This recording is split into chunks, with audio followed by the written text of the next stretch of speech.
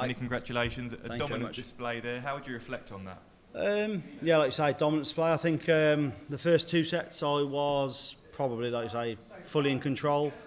I switched off for a little bit, but yeah, it's my main goal today was to 100% get through the first round, play Mike tomorrow, and yeah, I'm really happy with the win. Were you a little bit tempted at the end there to go for that 170 check out? Yeah, maybe a little bit, but yeah, I mean, it is what it is. Like, the fans know, the sort of, everyone knows. I didn't, if it was sort of 2-0 up to me or 2-1 in that last set, I might have just gone for it. But at 2-2, I know how good Lourence can be, so I didn't want to give him a chance to hit a 180 or 171 or whatever and set it up and me have to come back for the 25. So yeah, I just sort of set it up, give myself a chance at the last double. You've had a really solid year overall, closing in on a place in the world's top 32. How pleased are you with the progress that you're making right now? Yeah, I mean, I think if you look at my sort of career in general, it's always been slow and steady. I think I can offer a lot more. Yeah, it's good. I'm really happy. Like I said, I've made a semis of the European Championships and my first semis of a TV event. But yeah, I can definitely offer more. It's just finding that for me, it's that I can be really good for, say, like a couple of months, and then I might drop off a little bit on the tour or whatever, but I need to find that consistency going forward to then put myself to the sort of level of, say, your top 16s or your sort of top 20s in the world. So you mentioned playing Mike De Decker tomorrow. He's someone who's won a major title this year. What he and Richie Woodhouse have done, how much inspiration has that given you that you can achieve similar things? Yeah, loads. I mean, I think if you speak to a lot of players, I mean, you look at, say, even Martin Luke and get to the final of the Grand Slam. If you turn around, if you speak to them,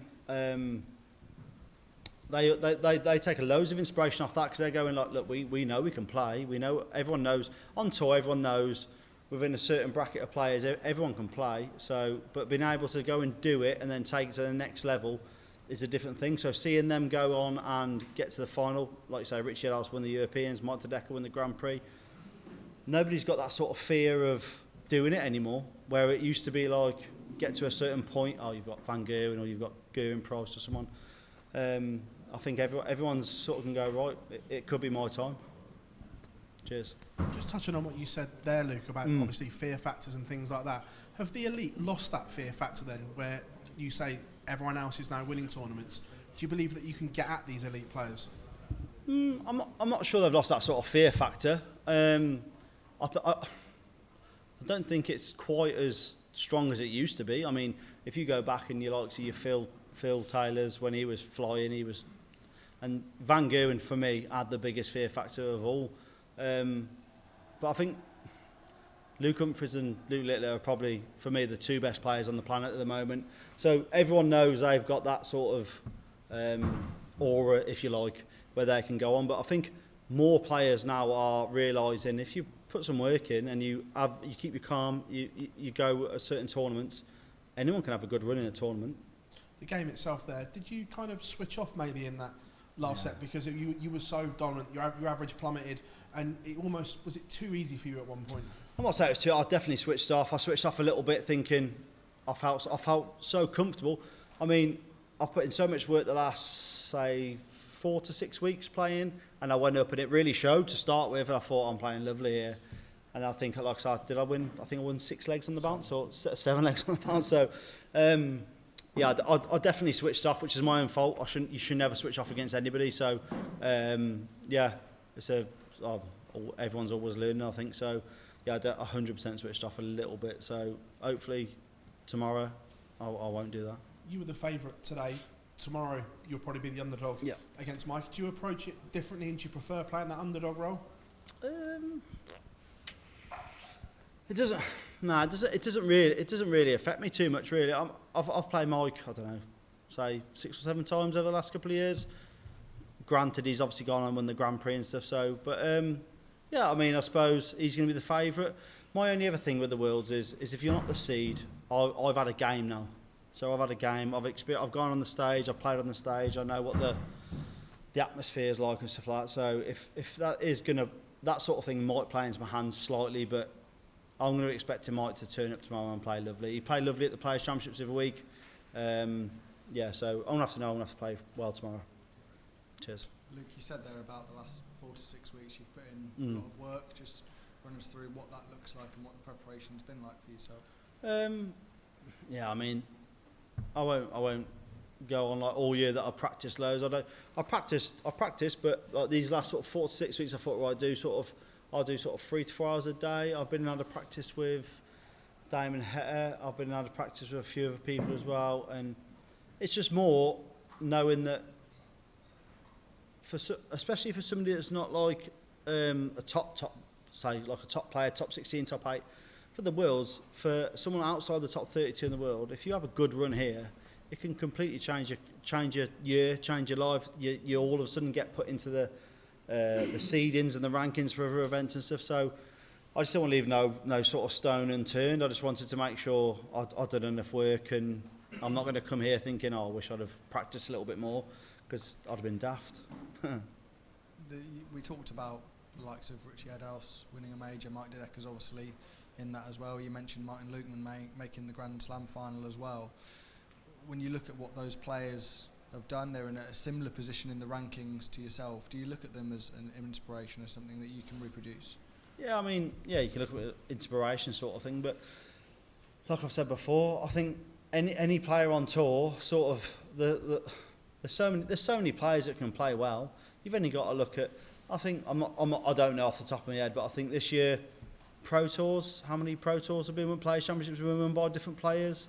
How many? So I mean, at the moment, the tour's very open until you do get to the big sort of your match plays, your World Championships, all them, and then the top boys will sort of show their class as the events go on. But I'm not saying it's completely open, but there's definitely chances for anyone from 32 to 64 to really have a go if you qualify for these events. Cheers. Luke, you said that your issue with your game is consistency, bringing that top level week in, week out, and on this big TV stage. Yeah. So how do you do that? What do you do when you're away from the hockey to try and make sure that your game is at your B game as a minimum every single game? Yeah, it's tough. I mean, I think last year for me was the first year where I've managed to sort of like, from my ranking, I've got into every single European event, and I think a lot of players say about the travel and stuff, it's difficult, but I think when you are travelling about and whatever, you need to put in the practice, and you need to practice all the time to be able to go to those events and really sort of take advantage of them all. So I think a lot of it is just generally putting in the practice, putting in the time, and yeah, just putting in the effort and making sure you're putting enough work where you can compete with these top players all the time. How tough is it sometimes to find that motivation? Because we get a lot of people who always say, I need to put in the practice, but actually saying that and then doing that are two different things, because sometimes it can just be a bit tedious, I would imagine, just throwing out a board when you're not in a competition. Yeah, I mean, I think you speak to a lot of players, and some players do struggle with just practicing on their own and just, do you know what I mean, make it sort of forcing themselves to sort of practice. But that's when I practice with my brother a lot. My brother plays some darts. He's not the greatest player in the world, but he does play darts. So I'll go around his and practice, and I'll practice with a few other people. But look, if you're not gonna sort of go out and practice or put the hours in, this top level, there's only very few at the top level that will be able to do it naturally. Very, very few. So for the likes of myself and whatever, I've got to go and put in the work to try and get further at the rankings. Cheers, Luke. Thank you. Cheers, thank you.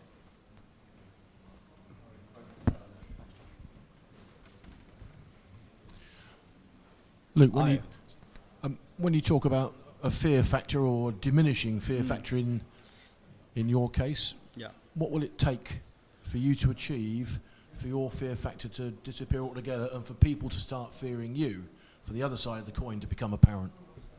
Yeah, I mean, I don't know. I'm not sure about me having a fear factor as such. I just think because we play so much now and there's so many European tours, there's so many events, I think everybody plays everybody now a lot more than they used to. So I don't think the fear factor is as high as it used to be, say, when Phil played years ago.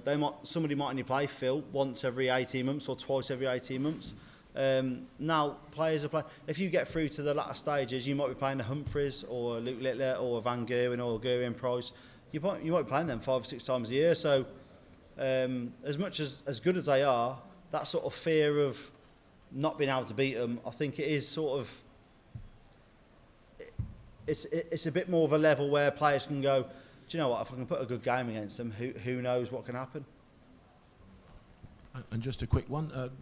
I like to think my geography is quite good, but I had to look up Bewdley. I thought it was somewhere in the Midlands, but it is in the Midlands, yeah. Severn Valley in it. But it is, yeah. It'd be nice to put Bewdley on the map, wouldn't it? It would be, yeah, definitely would be. I mean, we've got some famous people from Bewdley already. Stanley Baldwin used to be the Prime Minister, so he's the biggest man in Bewdley. There's a few other people on Bewdley, so like Robert Plant's from Bewdley, I think, and he lives in Bewdley. So, yeah, I mean, if I can go and have a good run at the Wills and sort of put Bewdley on the map from sort of a sporting side, it'd be brilliant. But yeah, I'm not, like I say, I'm here to sort of do as well as I can, and whatever comes with it's a bonus. Cheers, thank you. Okay, everyone. Lovely, thank